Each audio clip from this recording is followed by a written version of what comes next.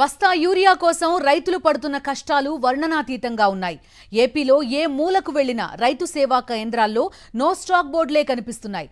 ప్రాథమిక వ్యవసాయ సహకార సంఘాల వద్ద రైతులు బార్లు తీరి కనిపిస్తున్నారు. సీజన్లో పొలం పనులు మానుకుని రోజంతా తిండి తిప్పలు లేకుండా సొసైటీల ఎదుట పడిగాపులు కాస్తున్నా బస్తా యూరియా దొరకడం కష్టంగా మారింది.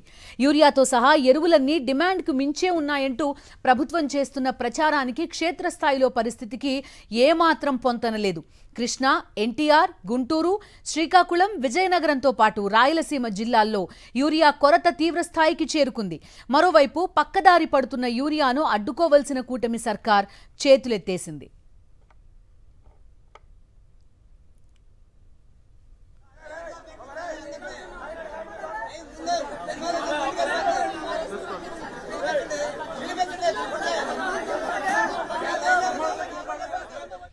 ఏపీలో రైతులకు యూరియా కొరత తీరడం లేదు. దాదాపు నెల రోజులుగా యూరియాపై ప్రభుత్వం ప్రకటనలు చేస్తోందే తప్ప క్షేత్రస్థాయిలో అందుబాటులోకి తేవడం లేదు. దీంతో రైతాంగం, రైతు సేవా కేంద్రాలు, ఎరువుల షాపుల వద్ద పడిగాపులు కాస్తున్నారు. తాజాగా విజయనగరం జిల్లా కుమిలి రైతు సేవా కేంద్రం వద్ద యూరియా కోసం బారులు తీరారు రైతులు. రైతులకు దాదాపు 800 బస్తాల యూరియా అవసరం కాగా అధికారులు 240 బస్తాలు మాత్రమే పంపారు. దీంతో రైతులు తీవ్ర ఇబ్బందులు పడుతున్నారు.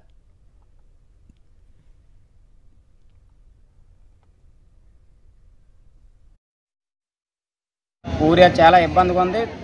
ఇక్కడ జనాలు బేభత్సంగా ఉన్నారు. యూరియా గురించి యూరియా సాలలేదు కాబట్టి మరొక 2-3 లోడ్లు పెడితే కానీ ఇక్కడ యూరియా సాలదండి. ఎకరానికి ఒక మూట కలిపి వచ్చే అవకాశం లేదండి. ఒక లారీ ఇచ్చారు ఇక్కడ, అది చాలా చాలదండి. ఘోరంగా ఉంది. జనాలు కలిపి దెబ్బలాడుకుంత రేట భయం కలిపి వేస్తుంది. ఇక్కడ మరొక 2-3 లోడ్లు పెట్టాలి ఈ ఊరికి, రైతులందరికీ కావాలనుకుంటే. అప్పుడు గవర్నమెంట్లో యూరియా కొరత లేదండి. ఇప్పుడు ప్రతిదానికి లింక్లో పెట్టేస్తున్నారు. ఆధార్ కార్డు కావాలంటున్నారు. అంతకుముందు వాళ్ళకి ఏం కాదు, బాగానే ఇచ్చేవారు.